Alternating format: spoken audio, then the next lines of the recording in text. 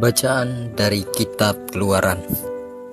Segenap jemaat Israel berangkat dari Elim, lalu tiba di padang gurun Sin yang terletak di antara Elim dan Gunung Sinai. Mereka tiba di sana pada hari yang ke-15 bulan yang kedua sejak mereka keluar dari tanah Mesir. Di padang gurun itu bersungut-sungutlah segenap jemaat Israel terhadap Musa dan Harun. Mereka berkata, andai kata tadinya kami mati di tanah Mesir oleh tangan Tuhan, tak kala kami duduk menghadap kuali penuh daging dan memakan roti sepuas hati. Sebab kalian membawa kami keluar ke padang gurun ini untuk membunuh seluruh jemaat ini dengan kelaparan. Lalu bersabdalah Tuhan kepada Musa, sesungguhnya aku akan menurunkan hujan roti dari langit bagimu. Maka bangsa ini akan keluar dan mengungut tiap-tiap hari sebanyak yang perlu untuk sehari. Dengan cara itu aku hendak menguji apakah mereka hidup menurut hukumku atau tidak. Dan pada hari yang ke-6, apabila mereka memasak yang mereka bawa pulang, maka yang dibawa itu akan menjadi 2 kali lipat banyaknya daripada yang mereka pungut setiap hari. Lalu Musa berkata kepada Harun, katakanlah kepada seluruh jemaat Israel, marilah dekat ke hadapan Tuhan, sebab Ia telah mendengar sungut-sungutmu. Dan ketika Harun sedang berbicara kepada seluruh jemaat Israel, mereka mengarahkan pandangan ke arah padang gurun. Maka tampaklah kemuliaan Tuhan dalam awan.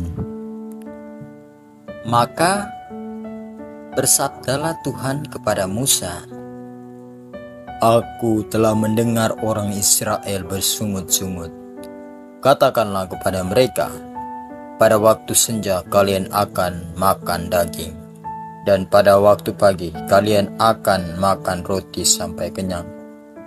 Maka kalian akan tahu bahwa akulah Tuhan Allahmu. Pada waktu petang datanglah berduyun-duyung burung puyuh menutupi perkemahan mereka, dan pagi harinya terhamparlah embun sekeliling perkemahan. Setelah embun menguap, tampaklah pada permukaan gurun sesuatu yang halus mirip sisik, halus seperti embun yang membeku di atas tanah. Melihat itu umat Israel saling bertanya-tanya, apakah ini? Sebab mereka tidak tahu apa itu. Lalu berkatalah Musa, inilah roti yang diberikan Tuhan menjadi makanan. Demikianlah sabda Tuhan. Syukur kepada Allah. Mazmur tanggapan. Refren, Tuhan memberi mereka gandum dari langit. Dalam hati mereka mencobai Allah dan menuntut makanan untuk menuruti nafsu mereka. Mereka berbincang-bincang mengasingkan Allah. Sanggupkah Allah mengajikan hidangan di padang gurun? Refren, Tuhan memberi mereka gandum dari langit. Maka Ia memberi perintah kepada awan-awan dari atas dan membuka pintu-pintu langit. Ia menghujankan mana untuk dimakan dan memberikan mereka gandum dari langit. Refren, Tuhan memberi mereka gandum dari langit. Roti para malaikat menjadi santapan insan, bekal berlimpah disediakan oleh Allah. Ia menghembuskan angin timur dari langit dan menggiringi angin selatan dengan kekuatannya. Referen Tuhan memberi mereka gandum dari langit. Ia menghujankan daging seperti debu banyaknya, dan burung-burung bersayap dihamburkannya, laksana pasir di padang laut. Semuanya itu dihujankannya di tengah perkemahan mereka, di sekeliling tempat kediaman mereka. Referen Tuhan memberi mereka gandum dari langit. Bait pengantar Injil. Haleluya, haleluya. Benih itu melambangkan sabda Allah. Menaburkannya ialah Kristus. Semua orang yang menemukan Kristus akan hidup selama-lamanya.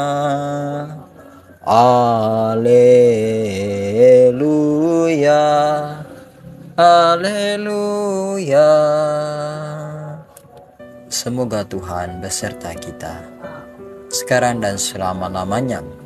Inilah Injil Yesus Kristus menurut Matius. Dimuliakanlah Tuhan.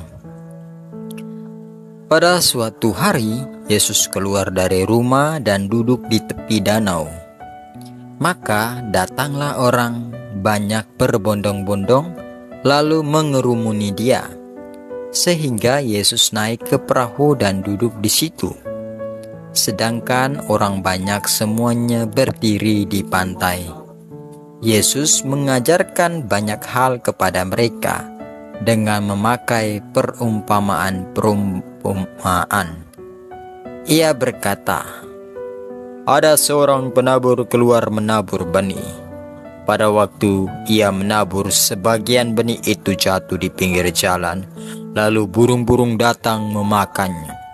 Sebagian jatuh di tanah yang berbatu-batu, yang tidak banyak tanahnya. Lalu benih itu pun segera tumbuh karena tanahnya tipis. Tetapi sesudah matahari terbit, layulah tumbuhan itu dan menjadi kering karena tidak berakar. Sebagian lagi jatuh di semak duri, lalu makin besarlah semak itu dan menghempitnya sampai mati. Dan sebagian jatuh di tanah yang baik lalu berbuah.